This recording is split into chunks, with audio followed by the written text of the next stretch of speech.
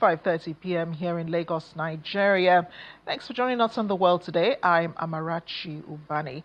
On the program today, Sir Keir Starmer believes Peter Mandelson should not be a member of the House of Lords over his links to the late sex offender Jeffrey Epstein. The Prime Minister has ordered an urgent investigation into Lord Mandelson's contact with Epstein while he was a government minister. Emails released in the US on Friday suggest Mandelson forwarded internal government information to Epstein when he was business secretary in 2009. Mandelson also appeared to say Jamie Dimon, boss of JP Morgan, should mildly threaten then Chancellor Alistair Darling over bankers' bonus tax. Mandelson resigned from the Labour Party on Sunday night, saying he wanted to save the party further embarrassment. Documents also suggest Epstein paid him $75,000 in 3 separate transactions in 2003 and in 2004. Mandelson says he has no record of the payments and believes they are false, but says he will investigate. Let's head on to the Middle East now, where Palestinians have started entering the Rafah border crossing between the Gaza Strip and Egypt after it reopened for the movement of people. The crossing has largely been closed since May 2024, when the Gazan side was captured by Israeli forces.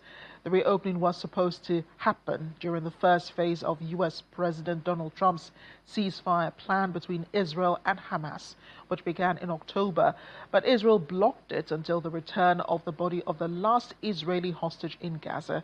That all happened last week. It will come as a relief to many Palestinians who see this crossing as a lifeline to the world, although there is frustration that only small numbers of people and no goods will be allowed through.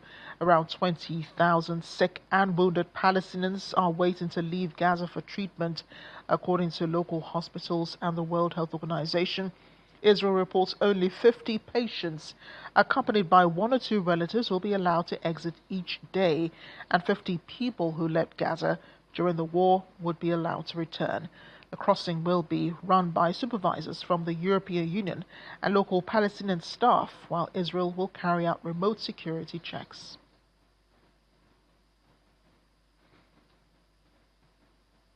In the meantime, this happened hours ago. Israeli forces reportedly demolishing the home of Mahmoud Youssef Abed in the town of Halhul in the occupied West Bank. Earlier today, thick plumes of smoke were seen rising from a residential area following an explosion. The first floor of the building is later seen completely destroyed. According to Palestinian media, IDF troops and military vehicles entered several neighborhoods in the town, accompanied by an explosive engineering unit. The Israeli units reportedly raided the apartment of Mahmoud in a multi-story building and detonated it after firing stun grenades, forcing residents to leave the area. Meanwhile, the Israeli Defense Forces have released footage showing its troops did plant explosives inside Abed's home. Israeli forces from the Etzion Brigade and the Yahalum unit carried out a nighttime operation in the village of Halhul within the Etzion Brigade area to demolish the home of the terrorist Mahmoud Abed, according to the IDF. It further said in a statement the terrorists, together with another terrorist, carried out an armed attack on July 10, 2025 at the Gush Etzion Junction, which resulted in the death of late Shalev Zevuluni. Tensions have remained high across the West Bank since October 7, 2023, when more than 759 Palestinians were killed by Israeli forces or settlers since then, when the abduction of Israelis happened in the attack on Israel. According to figures from the Palestinian Ministry of Health, more than 700 Palestinians have died since Israel began the war against Hamas in 2023, following that October 7 attack. But during the same period, more than 26 Israelis were killed in attacks carried out by Palestinians in the West Bank, according to Israeli official figures.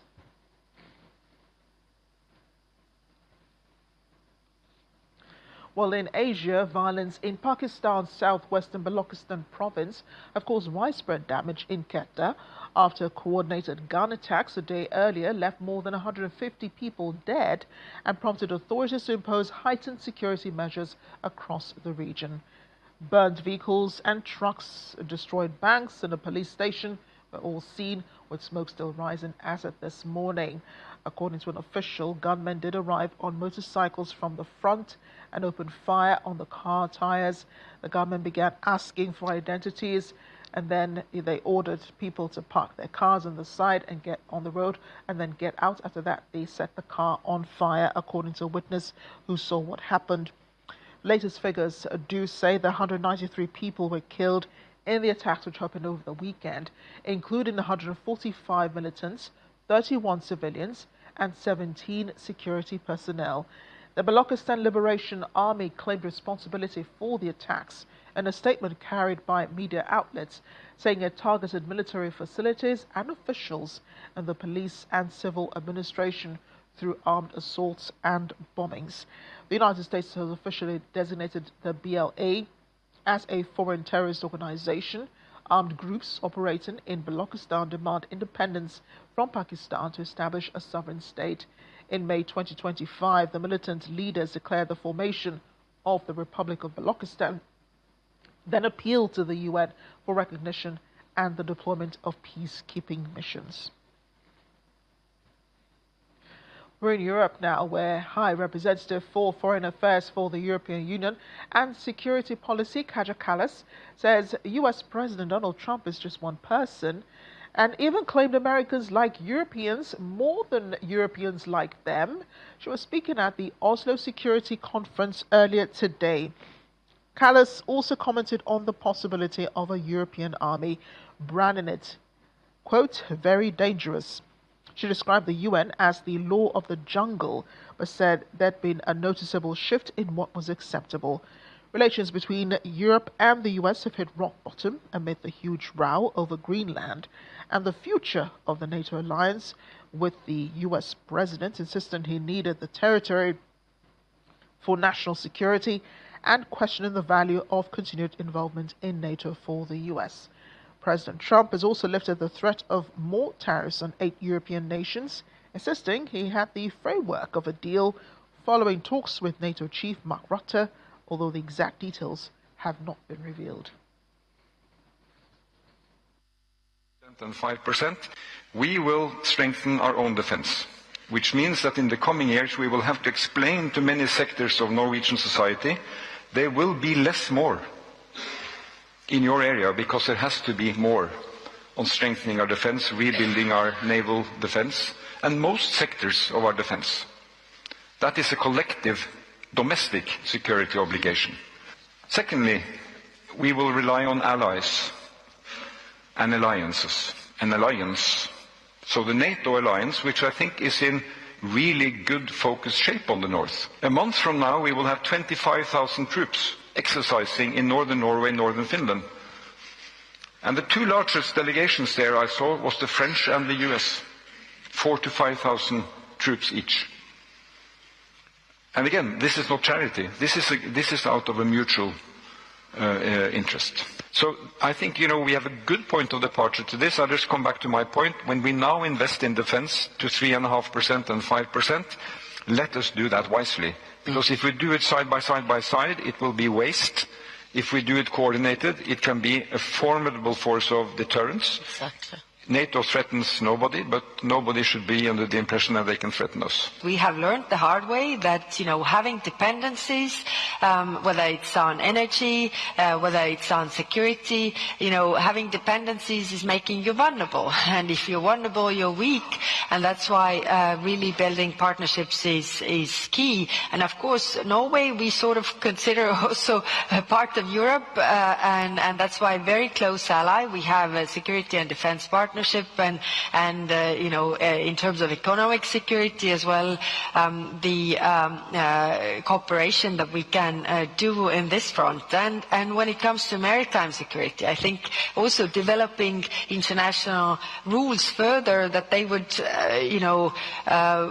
be applicable today, because we didn't have critical undersea infrastructure before, we didn't have weaponization of trade routes before, so I think there's a lot where we can cooperate and not putting all the eggs in one basket anymore. And if you have like the European army and then you have the NATO, then the ball just falls between the chairs, and this is extremely, extremely dangerous. That's why I say we have to strengthen European defense, which is also part of NATO. It is really complementary to NATO. Let's not throw NATO out of the window. We're speaking now of the U.S. President Donald Trump, who said on Sunday if Iran does not make a deal regarding its nuclear program, in his words, we'll find out whether Tehran's supreme leader Ali Khamenei was correct to predict that a U.S. attack on the country would spark a regional war. President Trump speaking to reporters on Sunday after the Iranian supreme leader Ali Khamenei warned that any military action launched by Washington would turn into a broader conflict.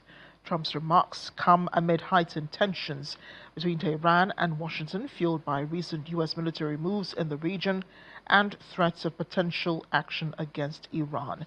He said on Thursday, though, I told them two things. Number one, no nuclear, and number two, stop killing protesters. In response, Iran's Foreign Minister Abbas Araghchi reiterated that Iran's defensive and missile capabilities will never be subject to any negotiations, while expressing readiness for any serious diplomatic course that respects its legal interests and concerns. How you doing, Mr. President? A big day. One of our great people, Dan, Aaron, they're getting married. And so that's a big day. Very loyal, very fantastic people. Sir, on Iran, the Supreme Leader today said that U.S. attack could spark a regional war. Giving you response to that, sir? Why wouldn't he say that? Of course he would say that, but we have the biggest, most powerful ships in the world over there, very close, a couple of days, and hopefully we'll make a deal. If we don't make a deal, then we'll find out whether or not he was right. U.S. President Donald Trump, well, he also spoke about other domestic issues in his country, but he dodged the reporter's question on whether Border Patrol officers and ICE agents should wear body cameras, saying, in his words again, we'll be talking about that in the near future. It comes as the Trump administration's opposed efforts to expand the use of body cameras by immigration officials and cut the funding for the ICE body camera program by 75% for 2026 made the news over the weekend. The issue became particularly pressing after two fatal shootings involving federal agents in Minneapolis in January. Federal authorities claimed that a Border Patrol agent had fired at U.S. citizen Alex Pretty in self-defense after he allegedly resisted arrest. However, widely circulated video footage suggests a more complicated situation, with questions about whether he posed an immediate threat. Weeks later, ICE officials did shoot and kill. Weeks earlier, ICE officials did shoot Renee Good, a 37-year-old American mother, during a separate operation in the same city. Both incidents have sparked intense public criticism and multiple arrests across the country. Were all federal Border Patrol agents and ICE wearing body cams? We'll be talking about that in the near future. Okay? But you saw my note that I put out yesterday. That was I think it was pretty conclusive. Look, we stopped crime in our country, and the border is the best it's ever been. Thank you very much. I got to go to a wedding. Thank you. So we're moving on back to Europe now. The aftermath of a UAV attack on the village of Sertana in the Donetsk People's Republic was caught on camera. This happened on Sunday. Emergency services were seen clearing debris as an officer from Russia's investigative committee was seen taking photographs of the destruction caused in the attack. The head of the Republic, Denis Pushilin, stated via telegram that the attack had been carried out by Ukrainian armed forces and had claimed the lives of a woman and a child. According to an officer of the Russian investigative committee, an examination of the scene revealed the damage could have been caused to numerous residential buildings. in a private residential area where there are no weapons or military equipment. Ukraine has not commented on the incident, but Kyiv has repeatedly denied targeting civilians and civilian infrastructure, while the region has seen extensive shelling during the conflict. Moscow launched a military offensive in Ukraine in late February of 2022, after recognizing the independence of Donetsk and Luhansk People's Republics, claiming that Kyiv had failed to guarantee their special status under the 2014 Minsk agreements, and urged Ukraine to declare itself officially neutral and give assurances it would never join NATO. Kyiv denounced the Russian action as an invasion. President Volodymyr Zelensky imposed martial law throughout the country, announcing a general mobilization, while the EU and the US imposed several rounds of sanctions on Moscow.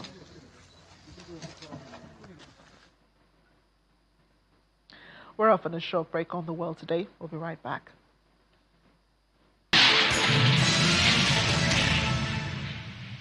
Welcome back to the program. The corruption trial of former Nigerian Petroleum Minister Diezani Alison-Madueke continued in London today.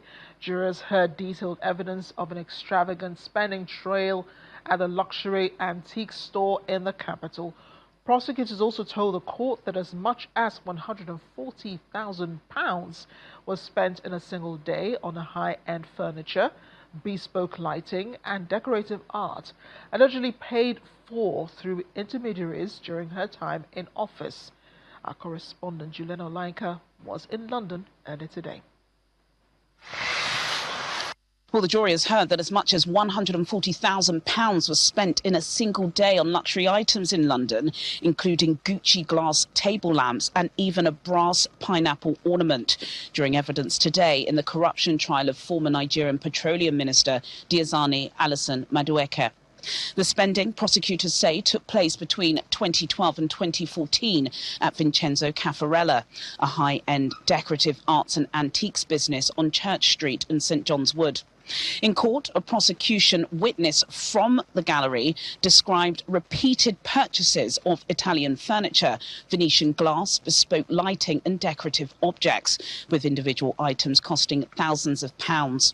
The court heard that payments were often made by members of an entourage using multiple bank cards rather than by Alison-Madueke herself. The witness described her as being stylish, discerning and highly knowledgeable about architecture and design, telling the court she never visited the shop alone and never paid personally. Items were sometimes collected by van and delivered to prime London addresses or exported to Nigeria. Prosecutors argue the spending forms part of what they describe as a lavish London lifestyle, allegedly funded through intermediaries during the period covered by the charges. The defence disputes that characterisation, maintaining Alison-Madueke had limited decision-making power as minister and denies any wrongdoing. Alison-Madueke has pleaded not guilty to all 6 charges, 5 counts of bribery and 1 count of conspiracy to commit bribery. Proceedings continue at Southwark Crown Court. Juliana Olainka reporting for Channels Television News in London. Well, back home, the Inspector General of Police, Kayode Egbetokun, has reassured Nigerians on the capacity of the police in its peacekeeping roles. He was speaking at the opening ceremony of a 2-day event organized by the Nigerian Institute of International Affairs in collaboration with the Nigeria Police. On his part, the Director General of the NIIA, Professor Hossein Saye, explained that since Nigerian contingents are keeping the peace in foreign operations across the globe, then they would do well in the country. The true impact of peacekeeping is often not captured in reports, but in lived realities. When schools reopen, markets return, and public trust is restored. In such moments, peacekeeping fulfills its highest purpose. Contemporary peace operations face unprecedented complexity. Asymmetric threats, violent extremism, transnational organized crime, and digitally enabled insecurity continue to reshape the operational landscape. Effective peacekeeping police is one that reflects legitimacy, discipline, and public trust, both at home and abroad. Nigeria's enduring commitment to multilateral peace. Distinguished delegates, peacekeeping is not an act of charity. It is an investment in shared global stability. Over 6 decades, more than 12,000 police officers. The Nigerian police has been there, doing things that are extraordinary in furtherance of the pursuit of international peace, security, and prosperity. So it's not only when we are able to sleep well in Nigeria, it's also when they're able to sleep well in Liberia, and in Sierra Leone, and in Kosovo. They remember the Nigerian police force. I think the only police force that would be close to the Nigerian police in terms of its peacekeeping operations would be the police of India. That's the closest that comes to Nigeria. And our officers that have been in these peacekeeping operations have done so well that you will find that many of them have ended up as commanding officers either for the UN, that is the United Nations, or the African Union, or even for ECOWAS.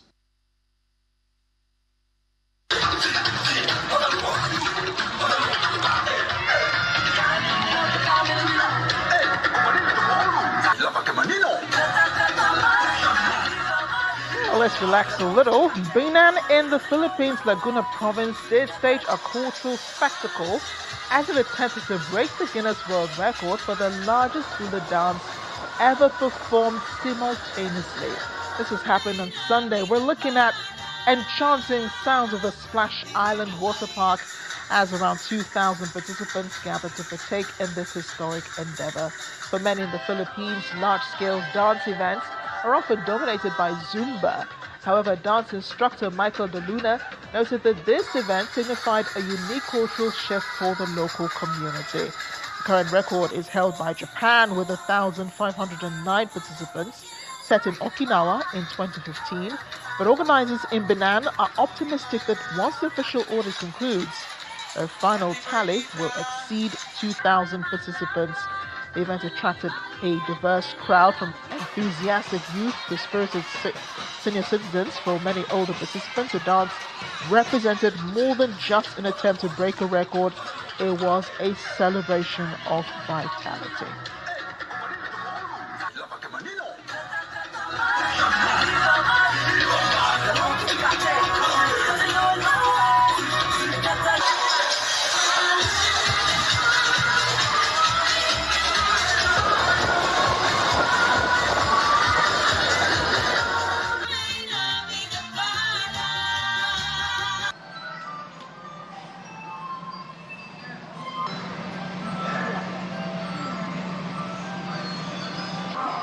And we go underwater now for a mesmerizing blend of tradition and innovation in an aquarium in northeast China's Xi'an, which unveiled a new way to celebrate the Lunar New Year beneath the water's surface.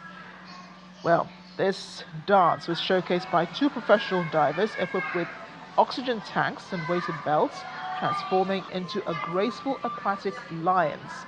The graceful aquatic lions as they perform the iconic lion dance. That must be really difficult underwater. Accompanied by a pair of mermaids, school of tropical fish, and swaying aquatic flora. The performance transformed the aquarium's massive viewing tank into a vibrant sub-aquatic stage, captivating visitors, primarily parents with children, on the other side of the glass.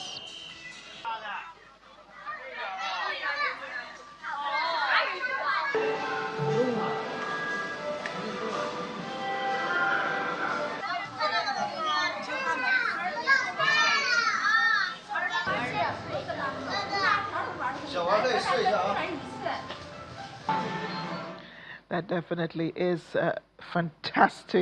fascinating to watch, because the lion dance is the cornerstone of the Lunar New Year celebrations in China. It's believed to bring good luck, scare away evil spirits, and usher in prosperity. And that's our program today. Thanks for watching. I'm Amarachi Ubadi.